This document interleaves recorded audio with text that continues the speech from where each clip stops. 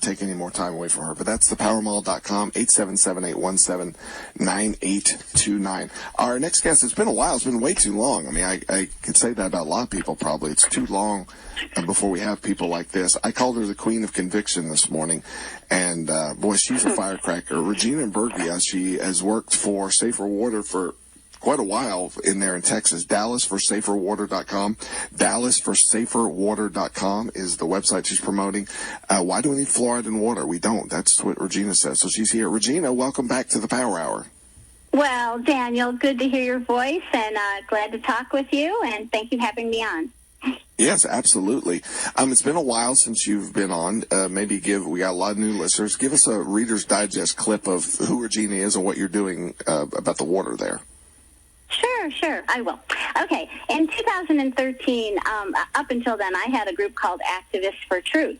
And so I would be trying to expose truth about a lot of different things. And in my group, I realized a lot of things we were trying to fight on the federal level. And it was like, it's too big, it's too hard, and you get disgusted, and people were kind of quitting, thinking you can't make any change. So I said, hey, let's go for the city government, and let's go. But everyone there, they didn't even know who their council member was. So I was like, okay, we got to get started. How do we work this? But let's have a project on something we can win at, while we're doing this, not just learning, but a project. And at that time, because I grew up knowing fluoridation and fluoride was not good for you, because there is absolutely no need to take fluoride. There's not one process in the body that needs fluoride. So I thought, win-win. And there's just so many things on our side and nothing on their side. For 50 years, nobody has fought it in Dallas, and I thought, good, we got it. So we went there very excited to think that once they hear this, they will decide they want to be heroes, and they're going to turn off the tap, the easiest thing to do. 5 years later, 6 years later, here I am still fighting this because of the status quo, because of the people don't want to be labeled kind of thing. And we still have the facts on our side, but it's a bigger battle than I ever thought it was going to be. But it's the one that I'm gonna fight to the end. So that's why you call me the one that's going to continue, because I am. That's the story, good. I think. I think that's a great description. Let me ask you a couple questions about fluoride in general. What is it about fluoride? I mean, dentists swear. I got in-laws who are dentists, and they think my wife is a lunatic for even questioning fluoride. What is it about fluoride we need to be concerned about? Well, you know what I'm going to do, too, because Catherine had asked me if there was anything I would want to post or something or give her that she could put a link to. I have a less than 3-minute YouTube link that was a little snippet from the town hall we put together. And Dr. Osmundson came. He was a 35-year dentist, and he's also got a degree in public health. He believed fluoride was good. He gave fluoride tablets. He thought every time, like a dentist, like your wife's family there, he supported for 4 years, people like us kept coming to him and telling him. But he was busy. He had a very, very good practice, and he did not look into it. Until he had time, he looked into it. He could not believe that he was wrong. It took him a year to face and that he was wrong, that he had done this. And what he says in this 2.5-minute video is that when he was looking in people's mouths, he thought he was seeing that people using fluoride had better teeth, and the non-fluoridated people came in with crappy teeth, right? But what he really was seeing is more affluent people have better teeth because they have better diet and better hygiene routines. So he had learned in school that fluoride is good. Let me get back to why you say, why do they think you need fluoride? Fluoride really does calcify, but it calcifies your bones and your pineal gland and your thyroid because it's the action of fluoride. It binds with calcium things, So what you end up having is your bones do get harder to the point of brittle, okay? And that is the same thing that's happening with your teeth. Now, there is only one function that creates what's called fluorosis of the teeth, and that's an excess of fluoride in your body. So there's nothing else that can cause it. And when they first started fluoridating, they were looking at how this could harden the teeth, reduce cavities, and maybe under 10% of the people might get a little excess, okay? We are now looking at over 41% of adolescents have fluorosis to the point where these children, these children are going to need. Where do you get that stat from? Before we go further, well, I tell you what, and Catherine was so wonderful to put it in her underneath my name, fluoridealert.org. Okay, you can go there, and the WTO has all the statistics on the fluorosis problem in our world, because especially too at that time, fluoride wasn't in and on so many things. So, it's used as a pesticide. It's in many drugs. It's found so many more places. So it's chronic. It's terrible. And the dentists, they're profiting in the long run. The ones that know how to do veneers and all that stuff, because the teeth actually explode. Like, it's not just like filling a cavity. The teeth are in much worse shape when this fluorosis takes over. So that's something you can talk to your family about, or your wife can show this. It's less than 3 minutes. And this guy is up there humbly saying, I was wrong. And he made a graph. It's a PowerPoint, and it's really powerful. So, Catherine, if you're listening, Catherine, get that. Will you send that to Catherine, if you will, Regina? Yes, I will. We'll get that up, I sure posted. will. Maybe we'll send an email blast out about it. I love 2 or 3 minute things that are powerful like that. I know. People could just, instead of trying to argue with somebody, here, what do you think of this? That's much more effective. There's a quote by Thomas Paine, probably the most important book ever written in American history is Common Sense, written by Thomas Paine. He says a long habit of not thinking a thing wrong gives it a superficial appearance of being right, and raises at first a formidable outcry in defense of custom, but the tumult soon subsides. Time makes more converts than reason. I think this is exactly what we're seeing here. There's, it's like everything's pushed. Everybody, they got a white coat, they got a degree behind their name. They all tell us that fluoride is good, and we've had it in here. What's the problem? We have for 50 years. What's the problem now, Regina? I think that's what you're fighting. Are you fighting other things like money, towns getting money, these kinds? Is it more than just custom or what we're used to? Through the years, people have said to me, follow the money, see what you think, and blah, blah, blah. I'm not that person. I don't do those things good, and I'll say, why don't you do that and help, give me the information. But I do know it's somehow linked to health, county health, and that maybe there's a caveat of them getting other money, but you have to make sure you follow these protocols, because this is deemed as a health initiative. What do you call it, though? Police powers under, kind of like how they do for contagious things, that it's for the benefit of the public kind of thing. Whoa. And that if you're following, that's how it was originally put in there, because it's for the health of the public, okay? And that's why they're covered for lawsuits and things like that, because this is an initiative that has been deemed as good, and that there might be some fallout from it, but nobody really gets any fear from continuing it because of this. It's covered under the Police Powers Act. Similar to, and actually, Dr. Osmond talks about that also. I can send a small clip about that one, too. Yes. But go ahead. That sounds a lot like vaccines, kind of the justification for vaccines. Are you familiar? I don't, obviously we weren't planning on talking about vaccines, but are you familiar with that Supreme Court case? I think early 1900s, 1905 maybe. I want to say it's Jacobson versus Massachusetts. I could be wrong. Are you familiar with that case at all? Not really. Okay, I'm a good supporter and advocate to do things, but I'm horrible at names and dates, just like quotes and stuff like that. I get the general idea. I know what I'm doing. I'll point other people to get the details. But go ahead. Well, this is about vaccines, so I didn't really expect you. I'm sorry. I didn't make Regina. I didn't make you to look like you're, because you're not ignorant at all. This is about vaccines. There's a case, 1905, Jacobson's. I think it's Jacobson versus Massachusetts. And basically, the Supreme Court ruled that for the public good, that these towns can force vaccination. That it's a utilitarian argument. Okay, the government for the greater good is making a utilitarian argument. This is the same argument in the 20s that they also used. They carried that forth to say, okay, now eugenics is warranted. Margaret Sanger saying black people are weeds, and eugenics, and the experiments that went into the Tuskegee airport, I can't even talk, the Tuskegee Airmen, excuse me. Yeah. So it's the same attitude that's really the core of vaccines. We sit here and argue about on the surface. Really underneath, the government is telling you that we know better than you. We can make decisions for you because you're stupid, and we need to look out for your best interest because you don't know it. That's basically what they're saying. Exactly. And some people truly believe that. Some people believe, Sure they wouldn't do it if it was bad. I mean, and how terrible you are if you're going to try to rock the system. You're a nut, you know. You're someone who is just thinking, conspiratorial, or why would you think somebody would do something like that, you know? And then what do you say to people? Go ahead. What do you say to Go people ahead. when they say that?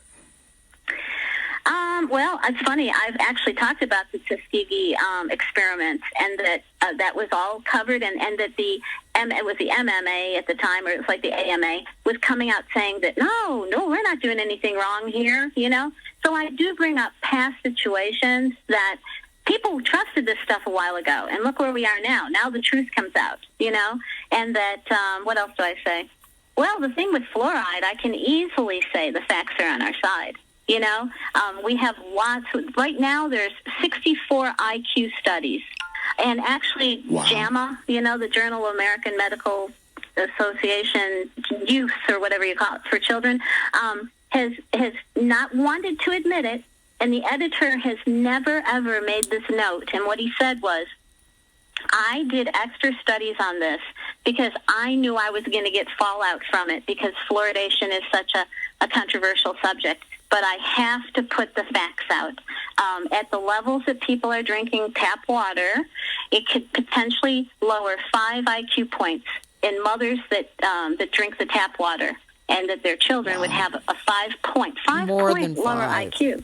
So like 7.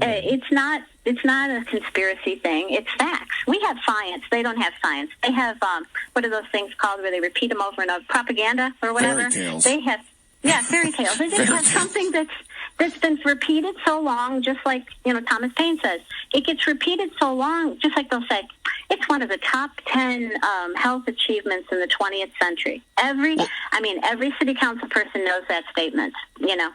But we're in the depending on 21st your century, for one thing. It depends on your perspective. You know, if you're trying to control the population and dumb them down, amen. you know, then they're Amen. like, this is an achievement for Look how us. effective this is. Yeah, look how effective this is. We're all about solutions here. There's a couple of solutions. One, if you don't have a water filter and you're drinking tap water, what are you thinking? Please consider this very strongly. There's a lot of products out there. We carry the Duraflow water filters. They fit in the Berkey. If you have a Berkey container, Aquarain container, or whatever, with any of those containers, these filters will fit in there. They work the same way. Gravity-fed Duraflow filters. We have them at the Power Mall. They are the best. I'm in the preparedness industry, food storage industry. I've seen them all. These are the best, and they get rid of fluoride. It is very, very hard to get rid of fluoride. Mike Adams did an extensive study about these, and these are one of the only 3 filters out there that he even approved that yes, they do get rid of fluoride. They get rid of fluoride, ladies and gentlemen. Why wouldn't you dump your tap water in some sort of filter system? The other is iodine. Dr. Group has been on a lot, talk about the iodine that we offer. There's a lot of good iodines out there, but iodine helps decalcify the pineal gland. So I just wanted to put that in there. I don't know if you had any other thoughts. No, you're right. As far as yes, there's also reverse osmosis or distillation, and of course, right away people want to scare you. Oh, but distilled water, it doesn't have anything in it. Well, guess what? You can buy the liquid minerals and put it in there. You know, nothing is better than fluoride, ladies and gentlemen. Exactly. And really, when I was a kid, and I'm 63 years old, we always distilled the water back then. Us kids, that was one of our jobs, you know, filling it up and getting a little basin and pouring it out, you know, and stuff like that. So once the initial cost of a distiller or something is not that much, and you just keep it in a glass bottle and blah, blah, blah. And so there's that and there's that and whatever. I'm trying to think. Just like you say. Go ahead. Let me ask you about what you know, you're in Dallas, which is a big city. Obviously, the bigger the city, the more bureaucracy you're dealing with. But a lot of other places around America, I think, if I'm not mistaken, Tampa Bay has turned off fluoride. There's other places that have that. This movement is gaining steam. What successes have you seen? Well, since 2010, there's been 407 communities. I think I'm right about that. It's over 400 communities have stopped fluoridation. Wow. Oh yeah, it's coming along, and you're right. The smaller the community, the better. Well, there's some pretty moderate communities too. Like, well, all of Israel stopped fluoridation in 2011. I think it was 11-12. The Minister of Health. Is that true? I don't remember her name. Yeah. Oh yeah, true. 7 million people in Israel. She banned it for the whole.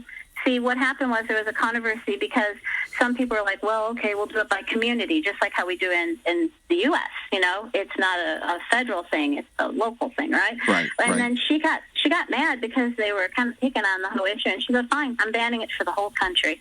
Now, I had heard, she was like in there for 2 years, that when she was leaving, they were going to put it back in. I do not see it on any of the lists that they are fluoridating as the whole country.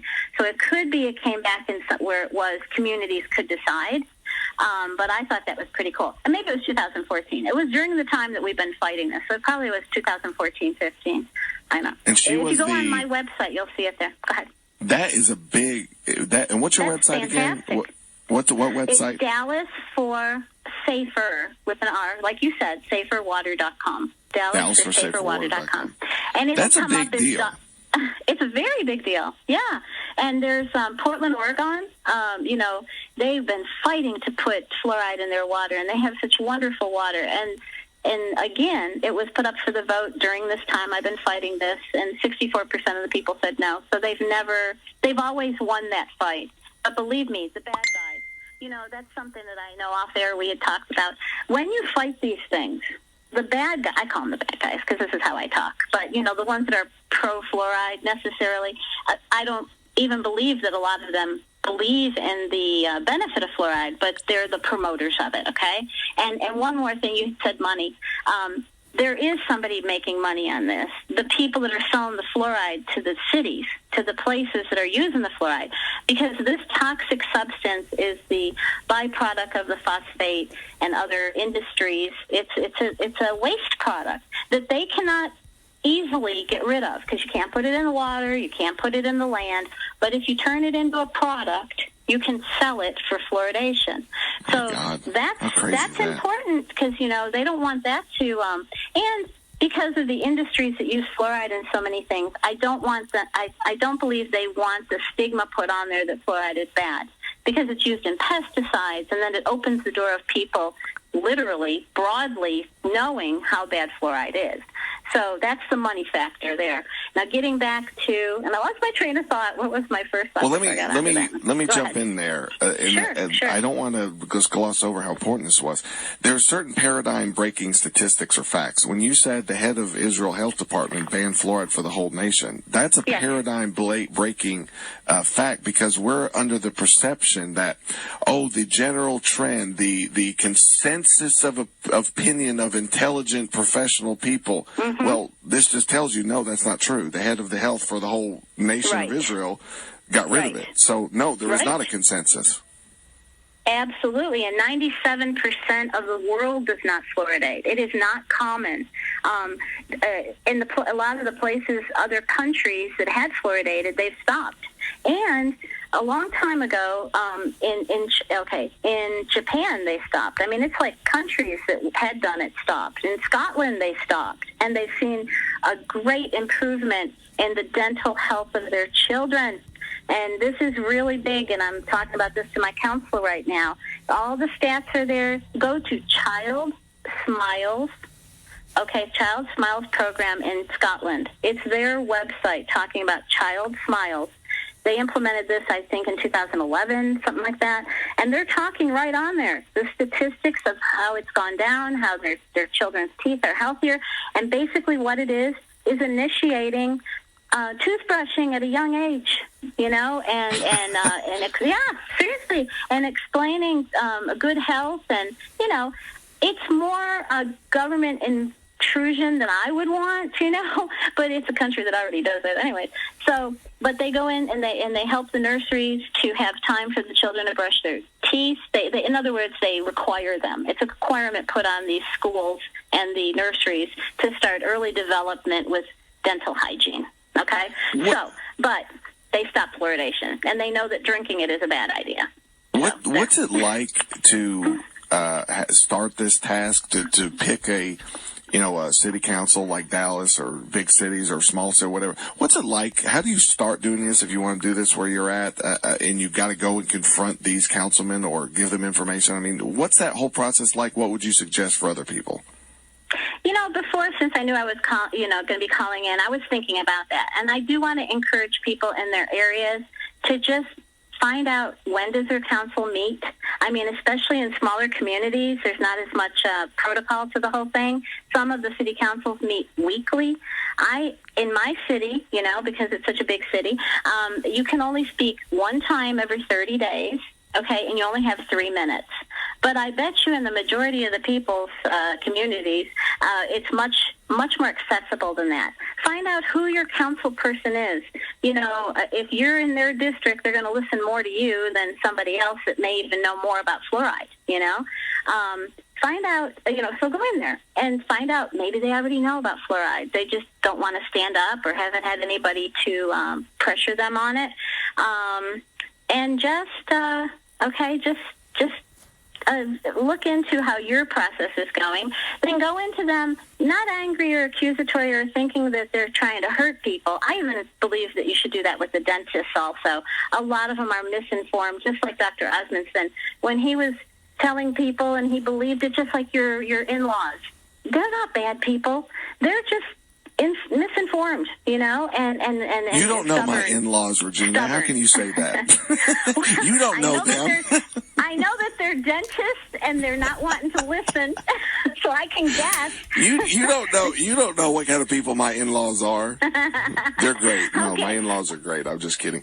From your experience, as you confront, maybe that's the wrong word, as you interact with these commissioners, are they surprised by this information? Have they thought about this before? Is this totally radical to them? What's their kind of state of mind? Well, when we first started, it was different than now. And plus, that's the other thing. Everyone has to know that your council isn't the same people all the time. They're usually elected every 2 years, and you got a new, fresh person to start with. We had some very staunch people that were pro-fluoride, and some of them would be the ones of follow the money, if you know what I mean. They were heavy-duty lying promoters of fluoride, because this one guy, we had many people write letters, doctors and this and that and this and that. And so we had the record of how many people were writing letters. Well, he told his city council members during a very big meeting before the vote, I have hundreds of people telling me pro-fluoridation. Well, I did an open records request after the vote. It had to be after, because it's after he made the statement. He had 13 people, and he had hundreds saying, don't fluoridate. So he was in it to really promote it. And so, do I hear music? You do. DallasForSaferWater.com. DallasForSaferWater.com. Regina, it is an absolute pleasure. What are you doing? Get some information, ladies and gentlemen. There's lots of studies. Here, you want to study? Boom. Here's a study. Harvard, JAMA, whatever. Boom, boom, boom, boom. Let's change this. The truth is winning out. Stay there, Regina. Sharon Lynn Wyeth on the other side.